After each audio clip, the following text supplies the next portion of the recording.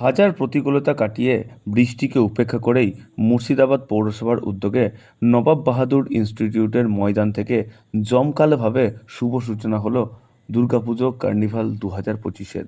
এদিন ফিতে কেটে আনুষ্ঠানিকভাবে শুভ উদ্বোধন করলেন লালবাগ মহকুমার মহকুমা শাসক বনমালী রায়। উপস্থিত ছিলেন এসডিপিও সহ মুর্শিদাবাদ পৌরসভার পৌরপিতা এবং মুর্শিদাবাদ থানার ভারপ্রাপ্ত আধিকারিক সহ একাধিক কাউন্সিলরেরা। উদ্বোধনী অনুষ্ঠানে উপস্থিত হন মুর্শিদাবাদ লোকসভার সাংসদ আবু তাহের খান। এবার কার্নিভালে 12টি পুজো কমিটি তাদের প্রতিমা নিয়ে অংশগ্রহণ করে। নবাব বাহাদুর স্কুলের মাঠ থেকে যাত্রা শুরু হয়। শোভাযাত্রায় চকপাড়া ট্রাফিক মোড় হয়ে এসে শ্মশান ঘাটে শেষ হয় এবং তারপরে রাতভর চলে প্রতিমা নিরঞ্জন। আজ অর্থাৎ 4 অক্টোবর আনুমানিক রাত্রি 11টা নাগাদ মুর্শিদাবাদ পৌরসভার পৌরপিতা ইন্দ্রজিৎ ধর আমাদের সংবাদ প্রতিনিধির মুখোমুখি হয়ে এ প্রসঙ্গে আর কি জানালেন, আসুন আমরা শুনবো তার মুখ থেকেই বিস্তারিত। অপেক্ষা করছিলেন, যেই শুভক্ষণের জন্য আপনারা এতক্ষণ ধরে অপেক্ষা করছিলেন, অবশেষে মানবিক পৌরপিতা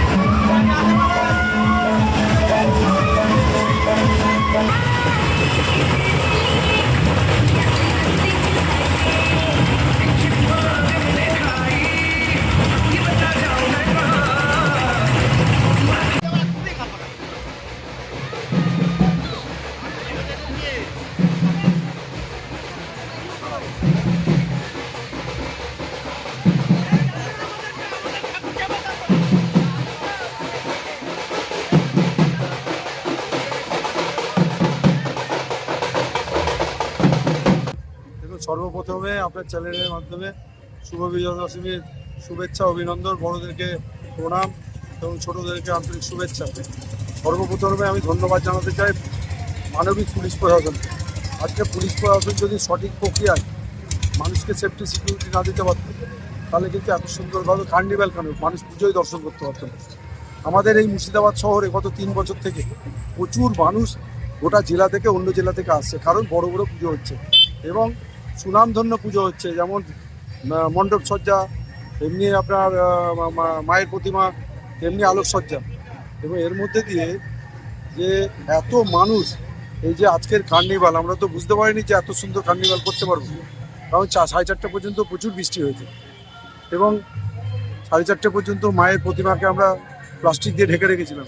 এক সাংবাদিক বন্ধু আমার ফোন করে বলছিল যে তাহলে কি মায়ের প্রতিমাকে প্লাস্টিক জড়ানো থাকবে? আমরা না, একটু ভরসা রাখুন প্রভু জগন্নাথ দেব এবং আমার মা দুর্গার যে আমার প্রতি আশীর্বাদ বা মুর্শিদাবাদ শহরের গণদেবতার যে আশীর্বাদ আছে, এটা বিফলে যাবে না। কারণ আমি একটা জিনিসই জানি, নিষ্ঠার সাথে, সততার সাথে এবং জনগণের সাথে স্বার্থে যদি কোনো কাজ করি, সেটা সার্থক হবে, সেটা সম্পূর্ণ হবে এবং 100% সেটা সঠিক প্রক্রিয়া হবে। সেটাই তার প্রমাণ হলো। আপনার চ্যানেলের মাধ্যমে এটাই বলবো যে দেখুন, খালি হাতে এসেছি, খালি হাতে চলে যাব। পৃথিবীতে কিছু করে যাব। কর্ম কোনোদিন মানুষকে ঠকায় না। আপনি কাউকে ঠকাবেন ভাবছেন সেদিন আপনি ভালো থাকবেন, কিন্তু কর্ম আপনি করলে সারা জীবন যতক্ষণ আপনি মারা যাবেন, কর্মের ফল হচ্ছে আপনার সঙ্গে হাজার হাজার মানুষ যাবে। আর ঠকাবেন মনে করলে হয়তো আপনি 1 দিন 2 দিন ভালো থাকবেন, কিন্তু 3 দিন পর আপনার যে অবস্থা তার থেকে খারাপ দেখা যাবে। তার জন্য আমরা ভগবানকে ডাকি, প্রভু জগন্নাথকে ডাকি, মা দুর্গাকে ডাকি, 33 কোটি দেবতাকে ডাকি। এই ডাকার মধ্যে দিয়ে মূল কাজটা হচ্ছে জনগণের পাশে থাকতে হবে, গণদেবতার পাশে থাকতে হবে এবং মানবিকভাবে আমাদের ঋষিমণি ঋষা বলে থাকে, জীবে প্রেম করে যেজন সে বিশেষ, অর্থাৎ জীবকে যে ভালোবাসবে ভগবান তাকে ভালোবাসবে। আমি সকাল থেকে সেটাই করার চেষ্টা করি।